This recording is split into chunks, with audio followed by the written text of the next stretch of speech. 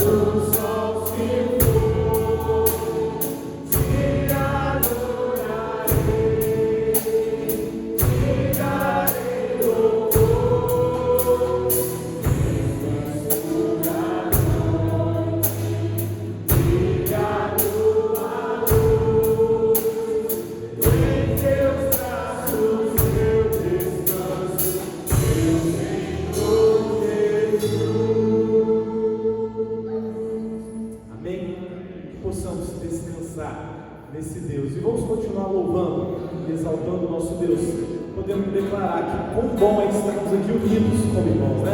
Então vamos cumprimentar uns aos outros enquanto cantamos isso.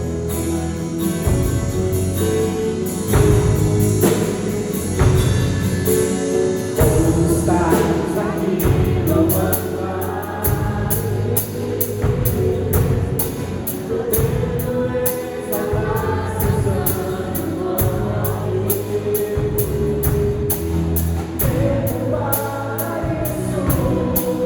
Tempo para louvarmos a Deus, o sol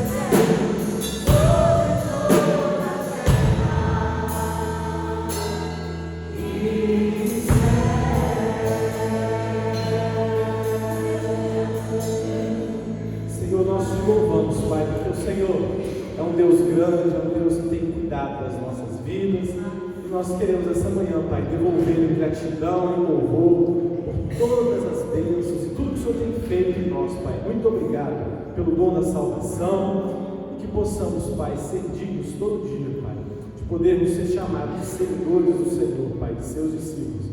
E que nessa manhã, Pai, nós possamos relembrar essa tão grande bênção da salvação que o Senhor nos concede, Pai. Fale aos nossos corações e é por essas coisas que te oramos, no nome de Jesus. Amém.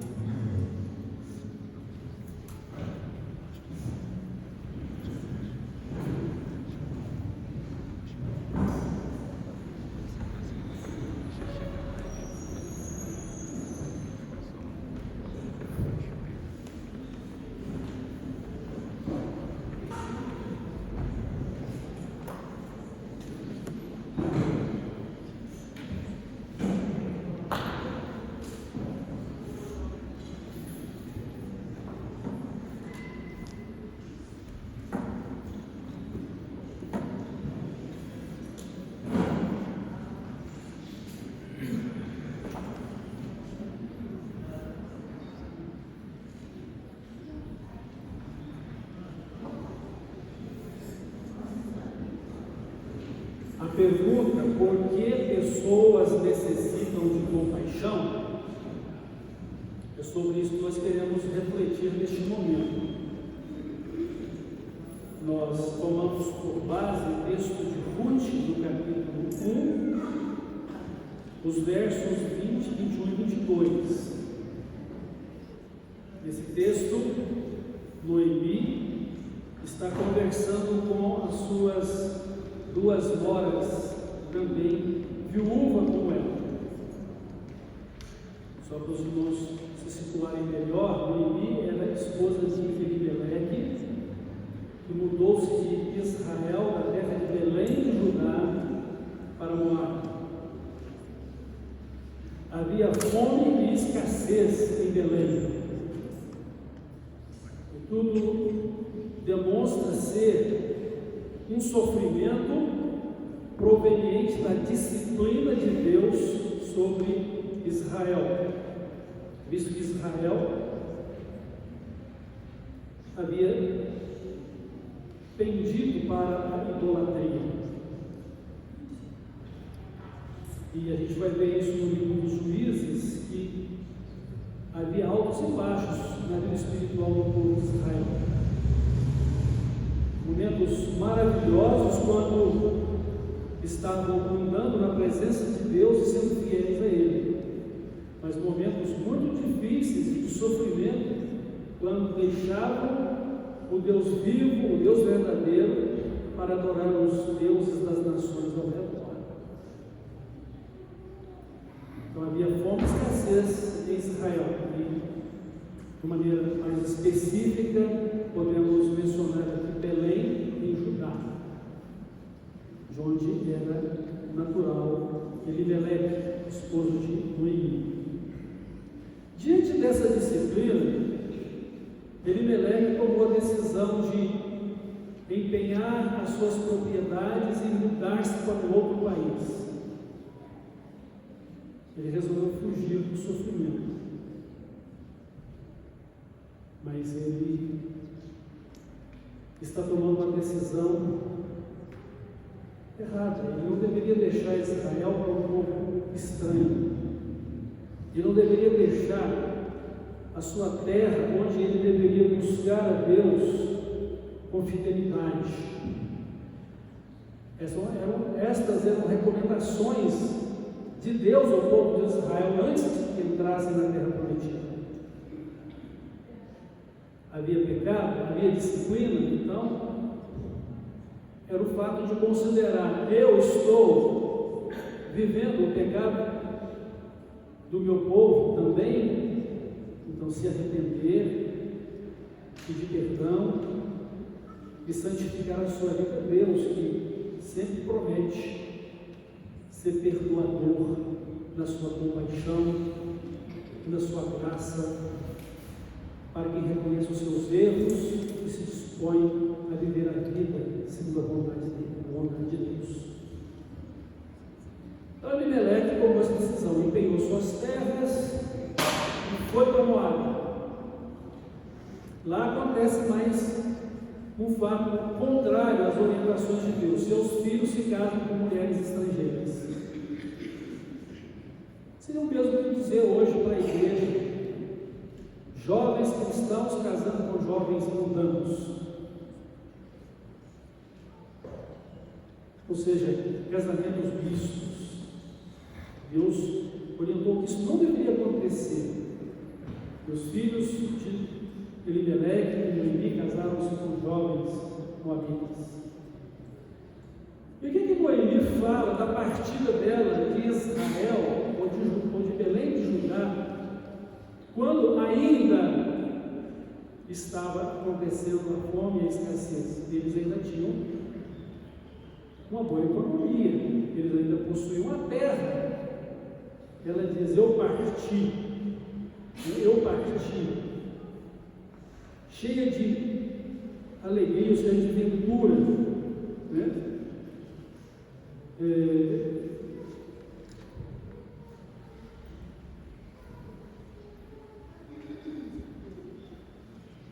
Então Noemi, ela disse que ela ainda tinha bens, ela tinha alegria, ela tinha como sobreviver com conforto. E agora ela disse que ela partiu desta maneira, e agora ela está voltando pobre. Ela tem que voltar para reconstruir tudo do nada. E ela diz que foi Deus quem a puniu. Deus puniu Noemi com a perda do marido, ficou viúva. Deus puniu Noemi com a perda dos seus 2 filhos, e agora ela tem 2 noras viúvas e estrangeiras. E ela não tem mais como se sustentar. Então ela decide voltar para Israel, voltar para Belém, a sua terra de nascimento.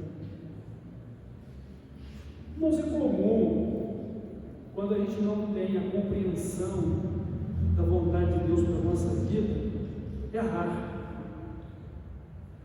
E quando vem as consequências dos nossos erros, do sofrimento, também temos a tendência de culpar Deus por aquilo que está nos acontecendo. Não podemos esquecer que o sofrimento também vem como disciplina de Deus. Mas ele é consequência dos nossos erros também. Então Noemi estava enfrentando essas 2 realidades: as consequências das decisões erradas do seu marido e também dela juntamente com ele. E aí as consequências naturais das coisas erradas que fazemos. Tudo que se faz ou que se começa errado vai ter que terminar de forma drástica. Mas nós queremos, nas nossas escolhas, que tudo dê certo. E a maioria de nós planejamos a nossa vida e dizemos para Deus: Deus, abençoa agora os meus planos, abençoa agora a minha vida, faça prosperar o meu caminho em tudo o que eu planejei, sem contudo considerar qual é a vontade de Deus para a nossa vida. O que é que Deus nos tem revelado na sua palavra? Qual é o exemplo de Cristo para a nossa vida? E nós entregamos o nosso plano para Deus, para que Ele abençoe, em vez de buscarmos qual é o plano de Deus para a nossa vida. E é fácil culpar Deus pelos nossos erros. Embora o sofrimento existe, porque Deus o estabeleceu como consequência do pecado. O Todo-Poderoso que tem feito isso, o Todo-Poderoso já me disse que isso iria acontecer se as minhas decisões fossem contrárias à vontade soberana dele para a minha vida. E a soberania de Deus não significa simplesmente que Deus faz o que Ele quer, como Ele quer, quando Ele quer, porque Ele é todo-poderoso. Mas nós precisamos entender também que a soberania de Deus se revela naquilo que é justo, naquilo que é santo, naquilo que é puro, naquilo que é o melhor para a nossa vida. Mas qual é o problema do pecado? O problema do pecado é que o ser humano desejou ser igual a Deus, ou ser um Deus ao lado do Deus vivo e todo-poderoso, como se fosse o gestor soberano de si mesmo, sem ter que considerar a soberania de Deus. E desta forma também o sofrimento acontece porque Deus nos deixa administrar as consequências das nossas decisões. Como vamos lidar com as consequências das nossas decisões erradas? E como cuidamos também, sem uma outra questão a ser abordada em outro momento, como lidamos com a questão da bênção que Deus tem realizado no meio da nossa vida? Sabemos vivê-la? Sabemos usá-la como bênção para nós e também para o outro?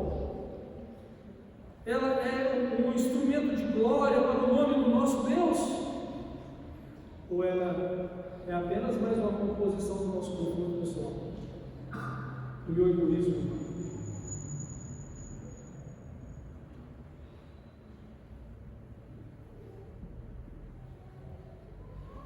Então, o nosso Deus, Ele será sempre santo, justo e perfeito em tudo o que faz, soberano, porque não há outro acima dele.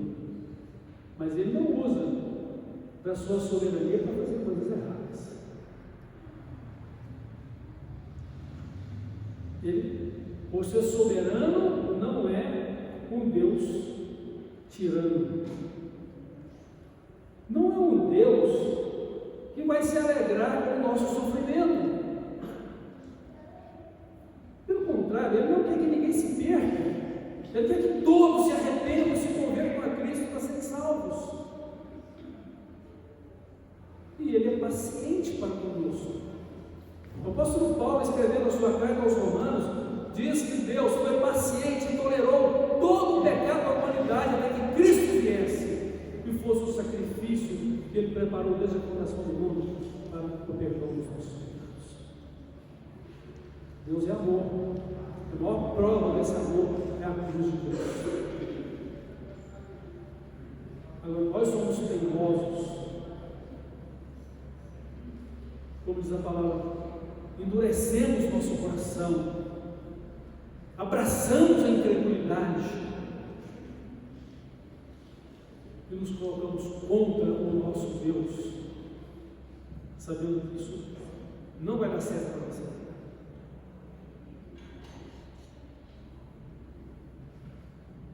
Porque não podemos viver sem Deus. porque Ele é o autor e realizador da nossa vida.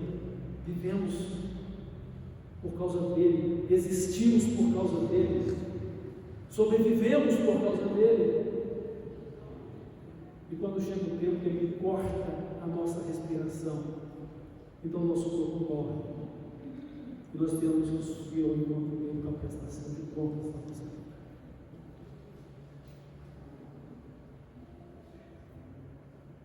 Tal é o nosso presente, tal será também o nosso futuro. Se você construir uma vida de fé e de consagração a Deus aqui, você vai continuar vivendo com Deus na eternidade. Só existe um caminho para isso, é Cristo na nossa vida, que traz perdão, salvação e a vida eterna.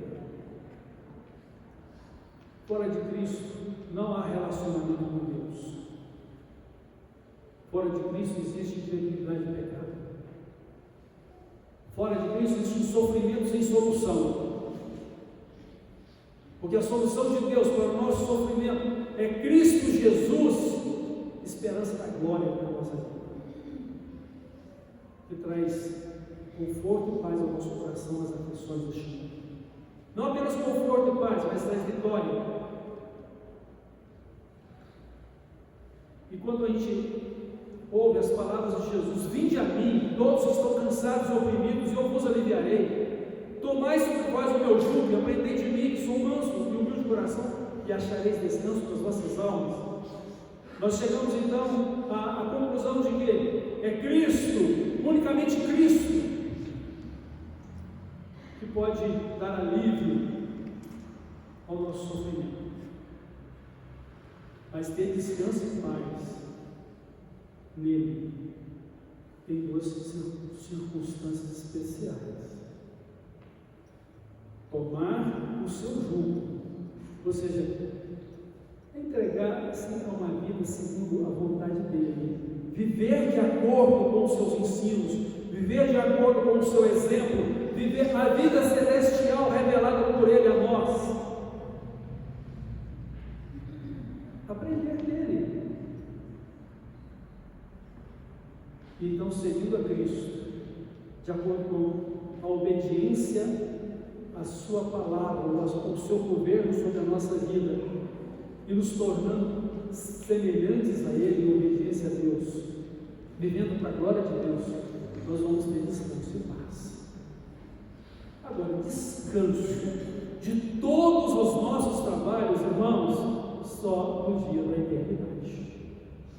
A palavra de Deus é muito clara ao dizer: felizes, sejam muito felizes, são os mortos que desde agora morrem no Senhor, para que descansem dos seus trabalhos e as suas obras possível. E que os sofrimentos desta vida jamais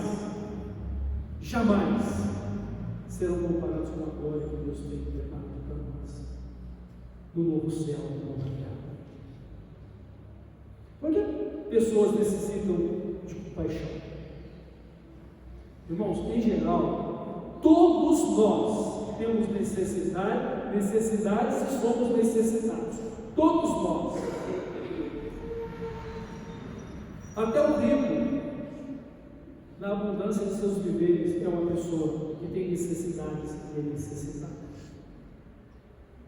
Depende da necessidade de cada um.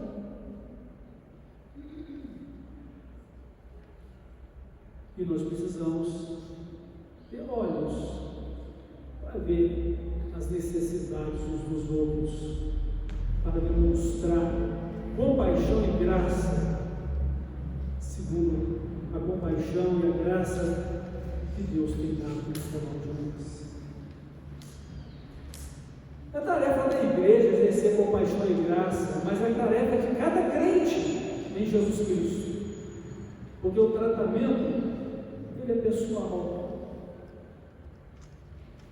Mesmo através da igreja, são pessoas que se relacionam com outras pessoas, que podem sentir com o outro a tragédia pessoal que enfrenta e demonstrar o desejo sincero de minimizar o sofrimento dessa pessoa. irmãos, eu e você não vamos viver a vida do outro, mas podemos nos colocar no lugar dele para ajudá-lo a diminuir o seu sofrimento. Deus também não vai viver a nossa vida, irmãos. Deus nos concede uma nova vida em Cristo para que a vivamos. Ele nos ajuda com as orientações seguras da sua palavra, as Escrituras Sagradas, o Evangelho de Cristo. Ele nos ajuda com o Espírito Santo que Ele enviou como dádiva para viver em nós e como selo de garantia da vida que Ele nos tem dado em Cristo. O Espírito Santo é quem vai operar em nós a vida de Cristo. O Espírito Santo é quem vai produzir o fruto da vida segundo a vontade de Deus em nós. Alegria, paz, amor, bondade, benignidade, mansidão, longanimidade, tudo que é puro, tudo que é bom, tudo que é virtuoso. Ele vai operar isso na nossa vida, porque vai operar o quê? A vida de Cristo em nós. Ele vai fazer com que Cristo seja glorificado na nossa vida. Ah, irmãos, isso tem um outro sentido também. Ele vai nos tornar participantes com Cristo, da glória de Cristo, porque essa é a missão dele, para que o Pai do céu seja glorificado.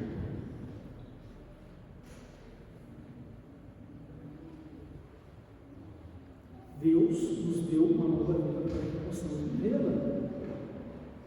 E eu e você precisamos então negar o nosso ego, deixar de ser egocêntricos, largar mão da escravidão do pecado, tomar nossa cruz e seguir a Cristo. Ou seja, uma cruz de renúncia, uma cruz de morte do nosso eu, desse mundo para a gente, e poder então seguir a Cristo, vivendo conforme o seu exemplo, vivendo a vida celestial revelada por Deus através dele a nós, como exemplo, modelo de todos nós. E sermos achados fiéis, amando e obedecendo o nosso Deus, dando a Ele honra e glória, como é da nossa vida.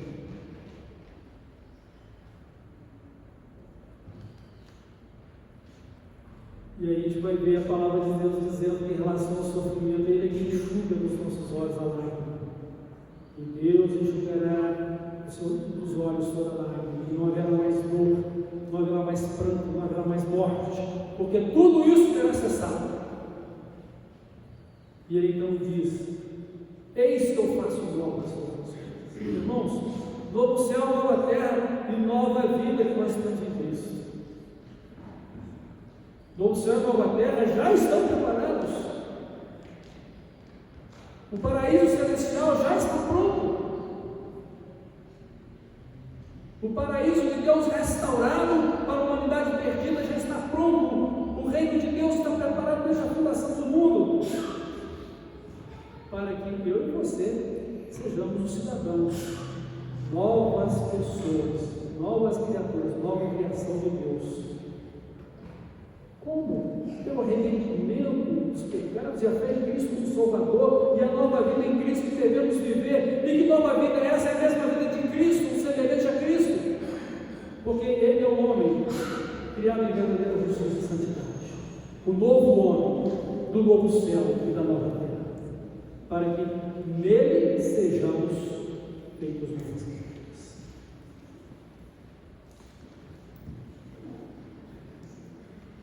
Então Deus vai remover esse sofrimento nosso, nossas aflições, mas Ele também tem mandamentos para a gente. Ele diz: chorem com os que estão chorando, levem as cargas uns dos outros, perdoem-se mutuamente, como Deus perdoou vocês em Cristo. Irmãos, então, Deus, Ele nos ama tanto, que Ele agora vai usar o sofrimento que a gente enfrenta neste mundo para o nosso bem. E quando estivermos nesse mundo, vai haver sofrimento. E quando estivermos nesse mundo, vai existir pobres e necessitados. Vai haver luto, vai haver viuvez, orfandade, vai haver fome, peste, terremotos. E quando vivemos neste mundo, nós vamos encontrar aflições. Jesus disse isso. Eu vos advirto, no mundo vocês terão aflições. Tenho um ano de oferecer o mundo. Então a nossa vida deve ser uma vida em Cristo, ou a mesma vida de Cristo, deve ser com Cristo, e deve ser vitoriosa com Cristo. E Deus então vai usar agora o sofrimento para o nosso bem. Nós vamos padecer neste mundo por causa dos nossos erros. Nós vamos padecer também por causa dos erros das pessoas com quem nós temos uma relação direta. Nós vamos padecer neste mundo por causa do egocentrismo humano, porque o pecado levou as pessoas a serem egocêntricas, de forma que umas querem dominar sobre as outras, escravizar umas às outras, ter mais poder sobre as outras, utilizar-se dos outros, tiranizá-las. É como se quisessem ser Deus sobre os seus próprios seguidores. Vamos enfrentar aflições, mas Deus vai usar isso para o nosso bem. A palavra de Deus diz que todas as coisas vão contribuir para o bem daqueles que o amam. E Deus vai estar trabalhando também o nosso caráter. Deus vai estar trabalhando a nossa vida espiritual. Deus vai estar nos conduzindo para que nos tornemos melhores pessoas, segundo a vida de Cristo. Deus estará trabalhando e está trabalhando para que nós nos tornemos homens e mulheres celestiais, segundo a sua plena vontade. Se Elimeleque tivesse entendido isso, não teria ido embora para morrer. Mas notem que Deus é aquele que transforma tragédias em coisas boas. Ele converteu o coração de Ruth. Ruth voltou com a sua sogra, ou foi com a sua sogra, que estava voltando para Belém da Judéia, e ela se casou com um parente de Elimeleque e deu à luz um filho, e esse filho depois gerou o pai do rei Davi. E veio fazer parte da genealogia de Jesus, para que através daquela moabita viesse também o Salvador a este mundo. Como Deus é poderoso e bondoso para transformar as tragédias em bênçãos. Deus pode e quer fazer o mesmo em relação a minha pessoa, em relação a você. Nós não devemos perder a fé. Crer na soberania de Deus deve nos ajudar a permanecer na fé, a entender que Deus não vai falhar nas suas promessas de vida eterna e de uma vida plena em Cristo, abundante em Cristo, cheia do Espírito Santo, do poder dele pelo Espírito Santo, da sabedoria dele pelo Espírito Santo. Deus é poderoso e é fiel para fazer isso. E a palavra de Deus diz que é impossível que Deus minta. Deus jamais vai mentir. Jamais vai voltar atrás das suas promessas. Se Ele não vai voltar atrás das suas promessas maravilhosas de bênçãos, Ele também não vai voltar atrás das suas promessas de juízo e de condenação do pecado e do pecador entregue. Por isso que Ele fala para a gente se arrepender e se converter. Arrependei-vos e convertei-vos, para que sejam cancelados os vossos pecados e venham assim os tempos de refrigério pela presença do Senhor.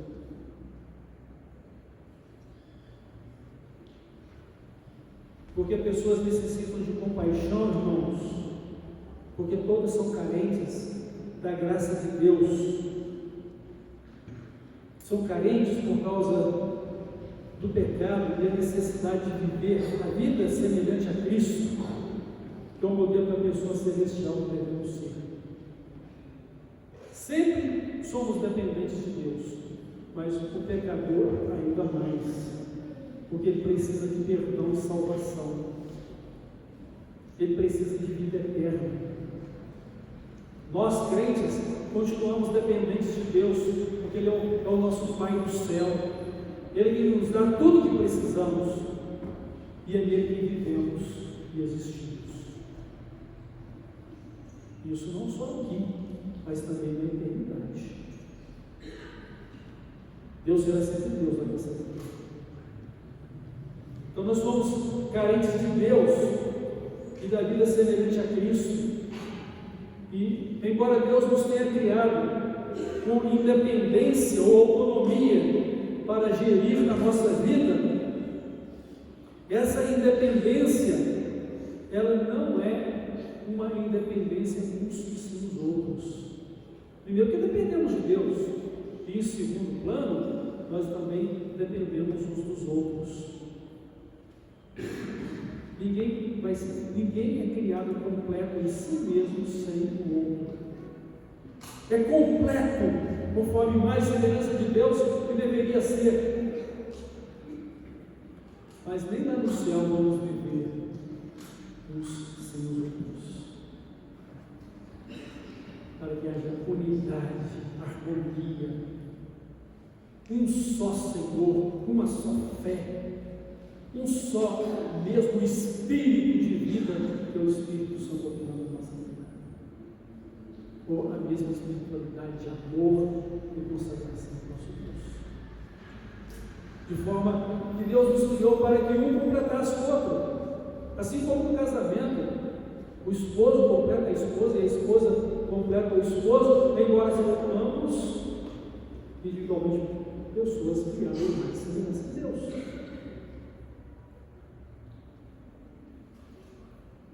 E assim, irmãos, nós vamos viver para o nosso Deus, mas nós vamos viver também uns para com os outros, para demonstrar o amor de Deus que está em nós e revelar o mesmo amor de Deus em Cristo que recebemos, para que sejamos servos de Deus e servos uns dos outros para servir a Deus. E servir uns aos outros, cada um com o seu dom, cada um com a bênção que é, para ser um vaso de honra e glória para Deus, para ser um vaso de bênção na vida uns dos outros. Nós temos que aprender isso. E assim, podemos nos colocar na dor, na tragédia que o outro está sentindo enquanto estamos aqui, que lá no céu não vai ter tragédia nem dor. Podemos minimizar o sofrimento de cada um. Então, por que existe pessoas necessitadas? Porque todos somos carentes da graça de Deus, porque todos são pecadores. E cada um tem uma necessidade diferente do outro, ou mesmo necessidades comuns em geral a todos, como o luto, a tristeza, dor. Embora a tragédia de cada um seja a tragédia de cada um, e que eu não tenho como sentir plenamente a dor que o outro está sentindo, embora posso mensurá-la dos meus sentimentos. Mas eu não tenho como viver a dor do outro. Eu posso ajudá-lo a minimizá-lo. Porque cada um tem que levar a sua própria carga. Irmãos, é isso que a palavra de Deus diz: vamos ajudar uns aos outros a levar as cargas uns dos outros, mas cada um tem que levar a sua própria carga. Eu preciso enfrentar a realidade da minha vida, você precisa enfrentar a realidade da sua vida. Se sofro porque eu estou sofrendo a disciplina de Deus, ou são decisões erradas da minha vida, consequências naturais do pecado, ou porque Deus está punindo uma cidade, está punindo uma nação, e eu faço parte desse povo e vou enfrentar as mesmas circunstâncias? Todos nós vamos enfrentar o tarifaço de 50% nas relações comerciais Brasil e Estados Unidos. Vamos enfrentar a inflação que isso não aconteceu, a escassez que isso possa acontecer, até que esse problema seja resolvido. Para vocês terem ideia. E que Deus ilumina que quem está errado reconheça seus erros, seja de cá, seja de lá, ou seja de lá, seja de cá, para que pensem na boa, perfeita e agradável vontade de Deus, e na necessidade de aperfeiçoamento dos relacionamentos humanos para glorificar a Deus servindo na vida dos outros. Mas tenho certeza disso, que o homem do pecado, ele é incapaz de enxergar isso, não vai fazer isso e não coloca sua esperança em homens pecadores, incrédulos, porque eles não podem resolver o seu problema e a sua tragédia pessoal. Deus tem esse poder. Deus nos tem dado graça para enfrentar isso e para resolver as nossas dificuldades. Então, por que existem pessoas necessitadas? Porque neste mundo o egoísmo humano produz divisão e dominação de umas pessoas sobre as outras pessoas.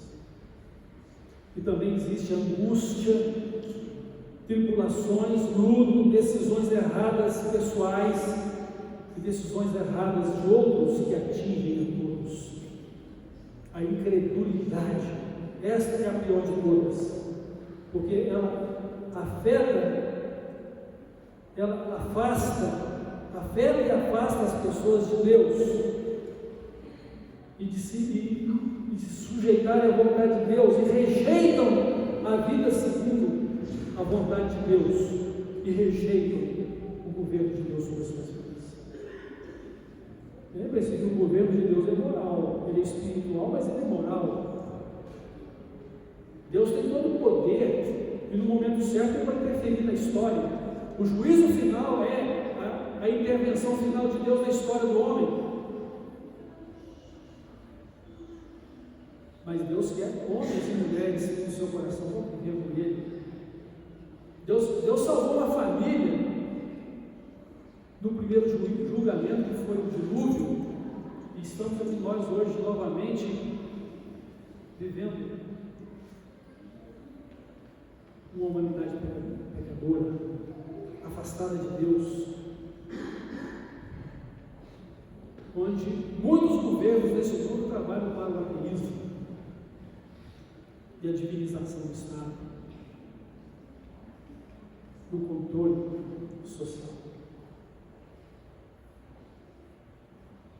Querem tirar Deus da história, querem tirar Deus da vida das pessoas. Isso não vai acontecer porque ninguém pode tirar de você o que está dentro de você, a menos que você não tenha. Ninguém perde o que não tem. Se você é salvo mesmo para sempre. Se você é filho ou filha de Deus, é para sempre. Mas se você é apenas uma pessoa culturalmente evangélica ou culturalmente religiosa, e se você nega a sua fé, você está negando o que você não tem. Você está desfazendo aquilo que você não possui. Porque nada poderá nos separar do amor de Deus que está em Cristo Jesus. Estou certo de que nem a vida, nem a morte, nem anjos poderosos, nem poderes humanos algum, nem a nudez, nem a fome, nada, absolutamente nada poderá nos separar do amor de Deus que está em Cristo Jesus, nosso Senhor. Porque eu sei que eu tenho crido. E estou certo que Ele é poderoso para guardar a mim, ou a própria vida que Ele me dá eterna, o tesouro celestial até o dia final.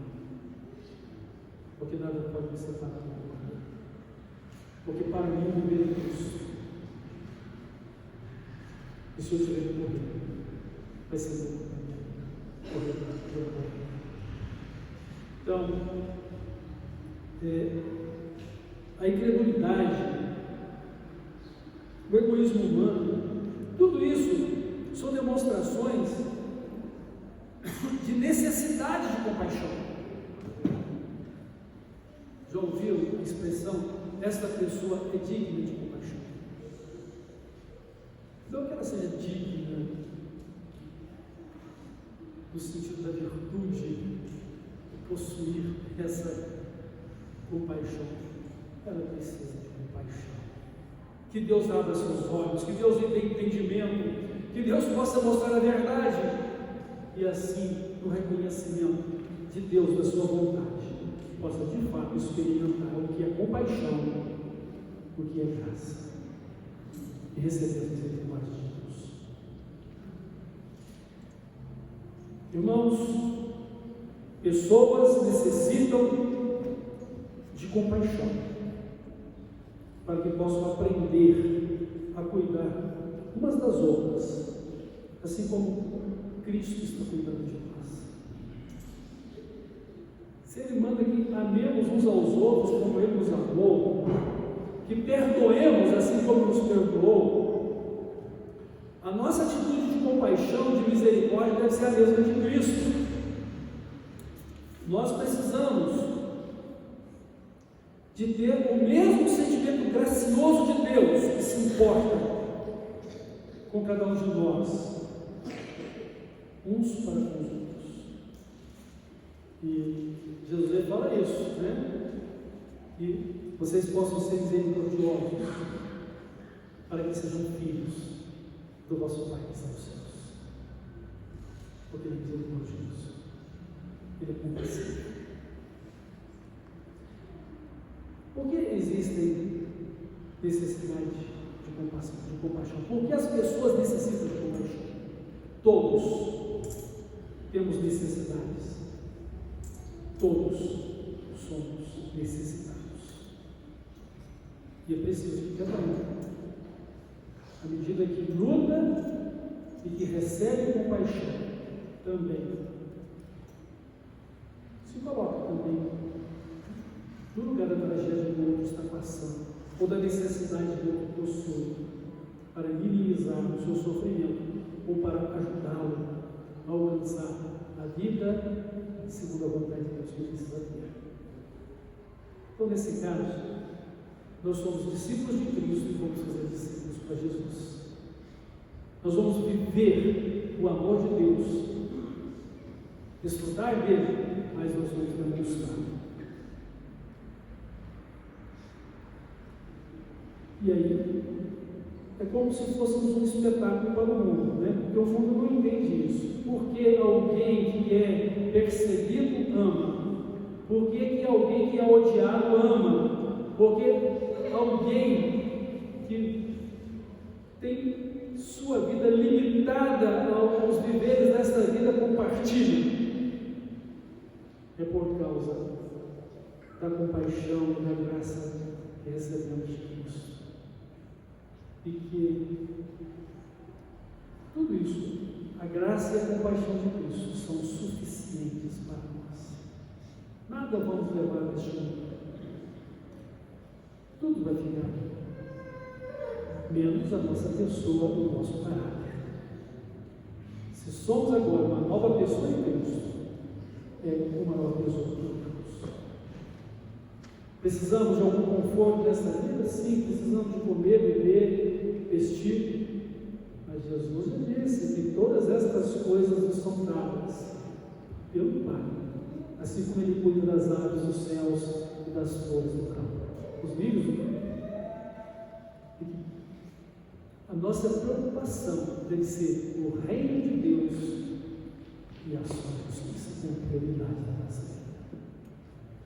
Irmãos, sempre vai haver necessidades e necessitados, até que Cristo volte e nos conceda o reino de glória com Ele, o seu reino glorioso. Até lá, até a nossa partida desse mundo, nós devemos ter compaixão e graça uns para com os outros, para que sejamos filhos do nosso Pai Celestial, crendo que no novo céu e na nova terra não vai existir tragédia alguma, sofrimento nenhum, mas a vida plena de Cristo em nós, porque assim como Ele é, nós o veremos, estaremos com Ele no mesmo nível da perfeita humanidade dele, da perfeita santidade dele, do perfeito amor dele, da perfeita justiça dele e da perfeita glória que ele tem como Filho de Deus. Ele nos tem feito essa promessa e ele disse que compartilhou tudo isso com os seus discípulos. E nós estamos aguardando o novo céu e nova terra, onde habita a justiça. E a palavra de Deus diz que devemos nos apressar, e devemos estar preparados hoje, porque hoje pode ser o nosso dia de encontrar com Cristo e descansar dos nossos trabalhos terrenos. Deus abençoe cada um de vocês, Deus abençoe a igreja, Deus abençoe o povo de Deus nesse mundo, e Deus abençoe pecadores, para que se arrependam, se convertam e venham fazer parte do povo de Deus, da família de Deus, do povo redimido para a vida de glória sem sofrimento, onde não haverá tristeza nenhuma. Deus abençoe cada um de vocês, que a graça dele, a compaixão dele, as misericórdias dele sejam sobre vocês. Amém. Vamos lá. Deus maravilhoso, nosso Pai dos céus, obrigado pela sua palavra que falou no nosso coração, mostrou a nossa necessidade, mostrou que somos necessitados e que precisamos sempre da sua graça maravilhosa em Cristo. E uma vez que já ela nos alcançou, precisamos dela para a conservação da nossa fé, para a conservação da nossa comunhão com o Senhor, para que nos santifiquemos ao Senhor e assim para o viver da vida gloriosa e eterna contigo. Obrigado, Pai. Toda a honra, toda a glória, reconhecemos são tuas e dedicamos ao Senhor em Cristo. E queremos que o Senhor opere na nossa vida, tanto querer como realizar a tua boa, perfeita e verdadeiramente. Que cresçamos espiritualmente e que o Senhor acrescente também a sua igreja, aqueles que queremos ser salvos. Guia-nos pelo teu Santo Espírito, guia-nos para refletir a verdadeira humanidade de Cristo em nós. É no nome dele que nós oramos e pedimos perdão das nossas faltas. Amém.